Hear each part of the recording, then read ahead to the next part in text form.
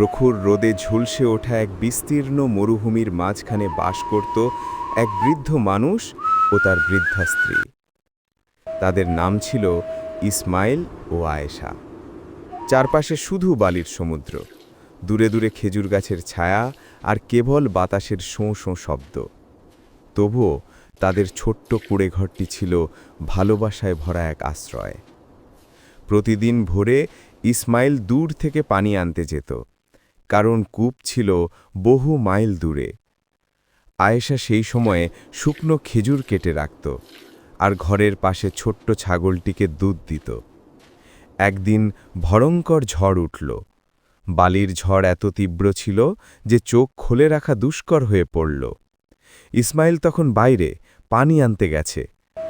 আয়েশার দরজায় দাঁড়িয়ে কাঁদতে কাঁদতে আল্লাহর কাছে দোয়া করল, আমার ইসমাইল যেন ফিরে আসে নিরাপদে। ঘণ্টার পর ঘণ্টা কেটে গেল, সূর্য অস্ত গেল, আকাশ লালচে বালিতে ঢেকে গেল।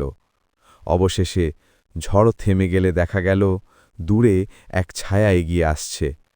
ইসমাইল, তার হাতে পানির পাত্র, মুখে ক্লান্তি কিন্তু চোখে শান্তি। আয়েশা ছুটে গিয়ে তাকে জড়িয়ে ধরল। ইসমাইল বলল, দেখো, আমি প্রতিশ্রুতি দিয়েছিলাম, তোমার জন্য আমি বাঁচব, তোমার জন্যই ফিরব। সেই রাতে তারাদের নিচে বসে তারা দুজনে শুকনো রুটি আর দুধ খেয়েছিল। চারপাশে নীরব মরুভূমি, কিন্তু তাদের হৃদয়ে ছিল এক অনন্ত ভালোবাসার গান।